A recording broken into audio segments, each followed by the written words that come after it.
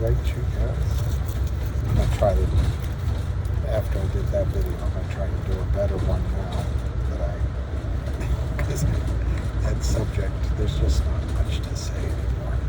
All right. Oh, sorry.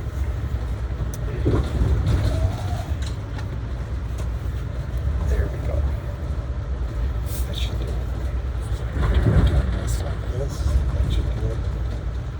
I tell you, it's been a long time since I've traveled internationally, but in Spain, you get on these trains and they're so smooth, they're so modern. You're going 200, 220 kilometers per hour, and you feel like you're in your living room. Here on these trains, we don't have any money to spend on our infrastructure in the United States because we're destroying the Ukraine. And then I guess we'll spend money on reconstructing it so the black rock guys get rich. But why not just make the black rock guys rich and build a train system that can go 160 miles per hour and you feel like you're in your dining room? I don't care. Let Larry Fink get rich. All right, I want to read to you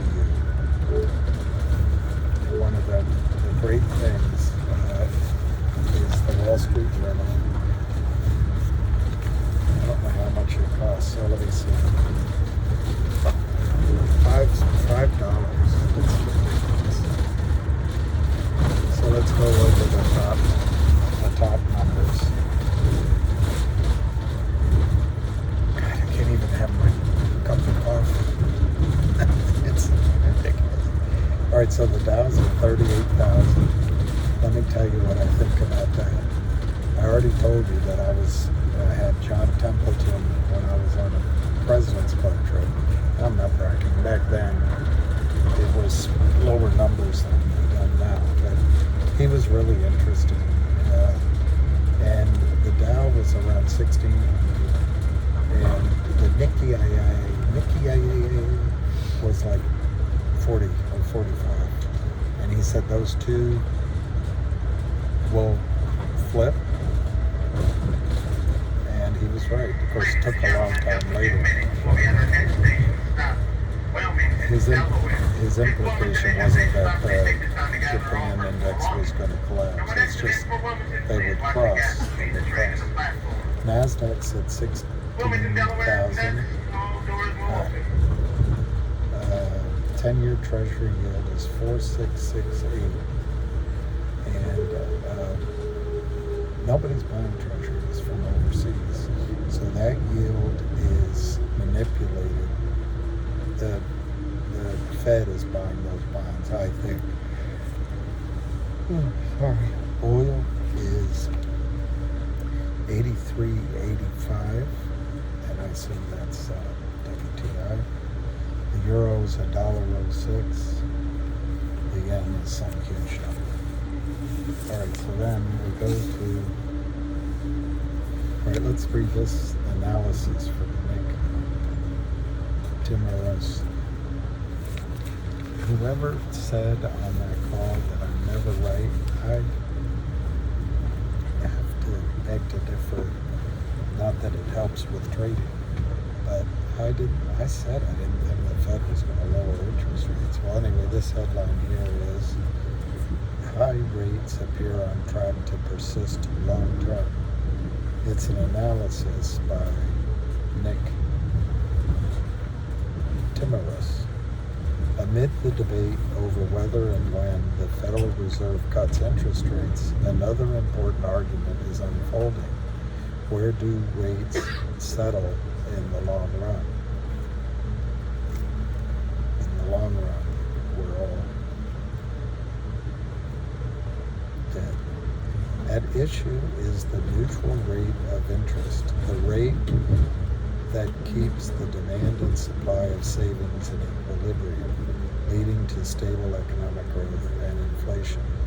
For the past 40 years, where have you heard 40 years before? that is the Goldilocks period as far as I can tell. And especially following the 2008 financial crisis, economists and Fed policymakers. Kristen is sending me something. It's a Kirsten. Once again, this is Wilmington, Delaware. All doors will open, please. I can have some coffee. Excuse me. Wilmington, Delaware. It's so hot.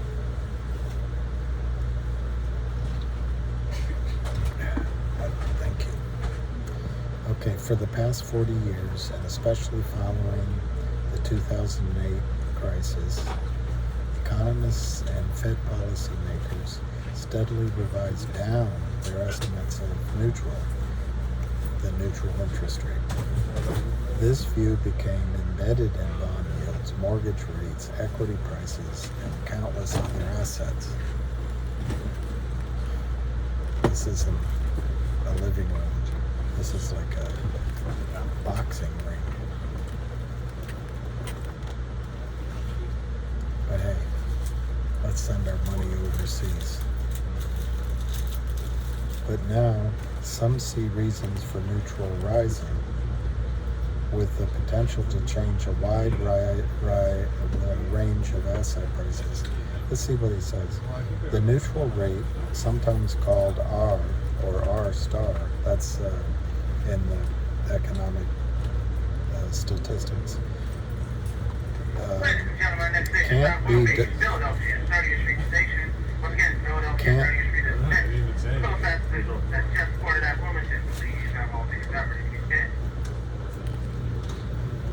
be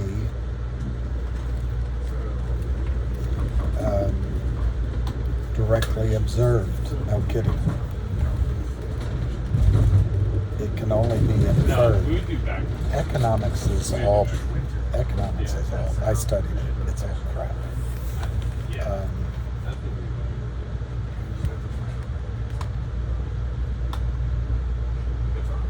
5 years ago, after the Fed raised its benchmark federal funds rate to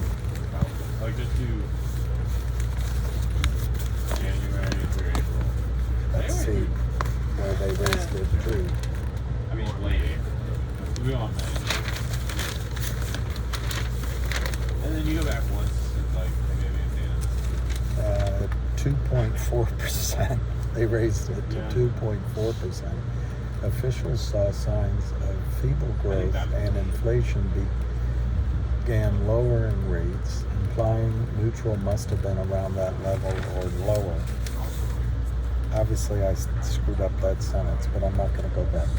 But when the Fed raised the Fed funds rate to 5.3% last year, the highest since 2001, the economy appeared to shrug it off, giving reason to think neutral might be higher. The economy has weathered this exceptionally well.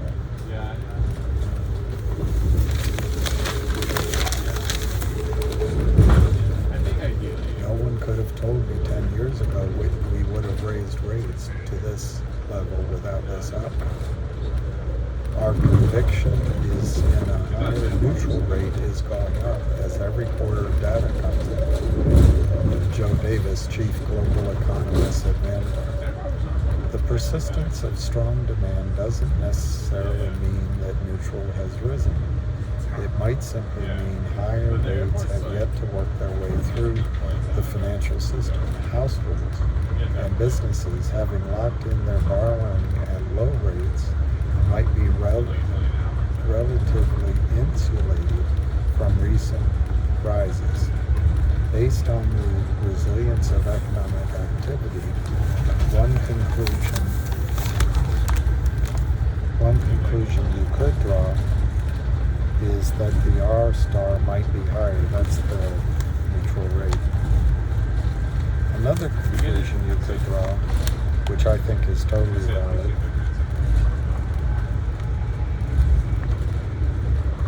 is that the economy is just not that sensitive to interest rates, said Chris Dawsey, head of economic research at hedge fund manager D.E. Shaw.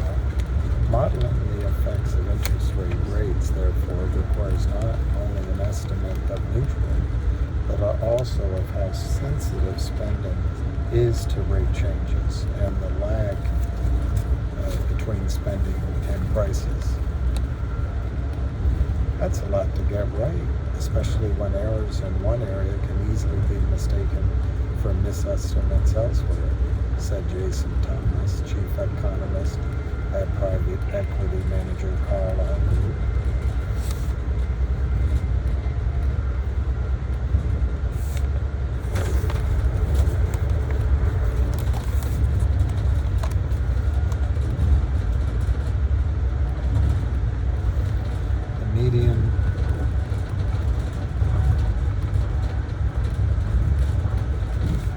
They come up with a neutral rate of 0.5%. I'm going to skip some of this. If inflation resumes its decline.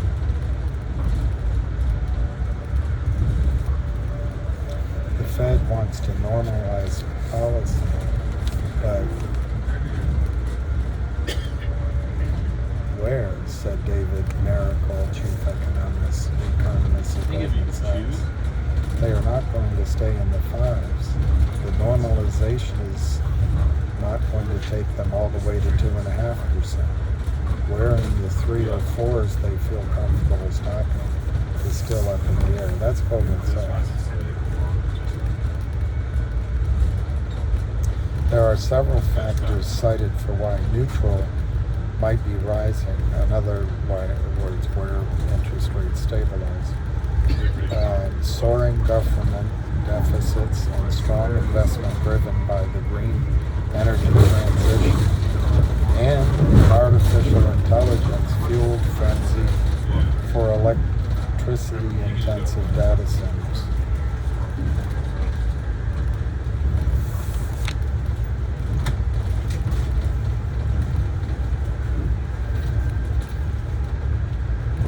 Investors have already concluded that interest rates aren't likely to return to the low levels that prevailed before the pandemic. Interest rate futures suggest that the Fed funds rate will stabilize around 4% over the coming years. Others are skeptical that neutral is rising. New York Fed President John Williams, who co-wrote a widely followed model of R-Star, has said he expects an aging global workforce who boosts savings to keep neutral low.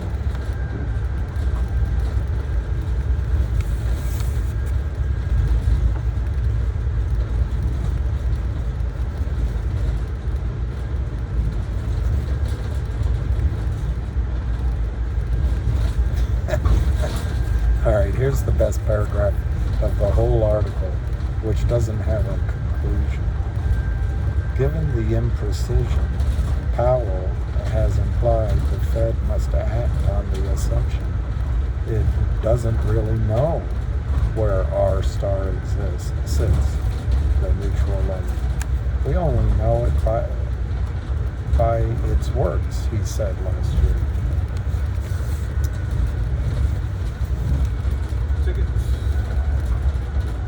California fast food gets pricier. Average menu prices changes in California.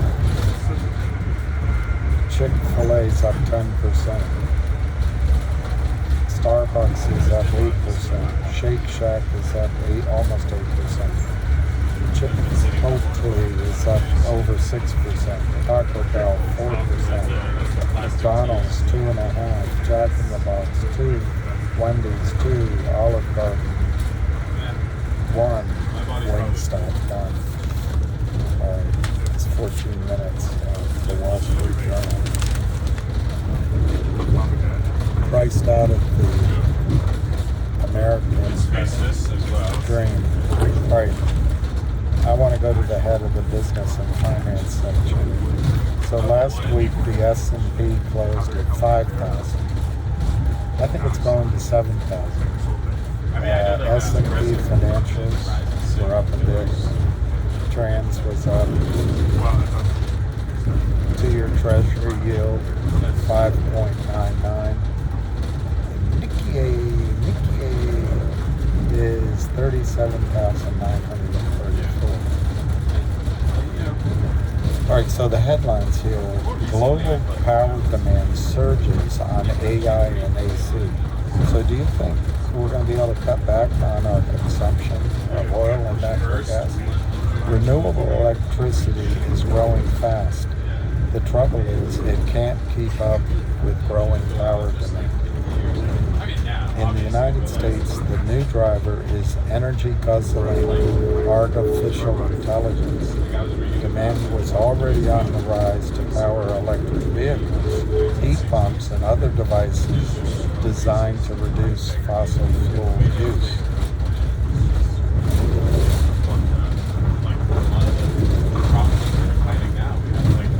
America's power sector emissions have declined, but renewable electricity that is soaked up by new drivers of demand can't be used to clean up polluting sectors such as transportation.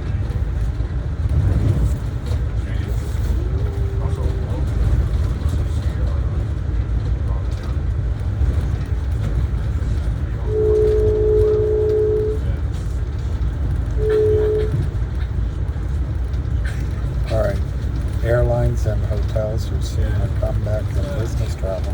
I can confirm my own and anecdotal evidence to that. I wanted to talk about this Permian oil extraction. Necessary And I think what I'll do is start a new video because I want to take a sip of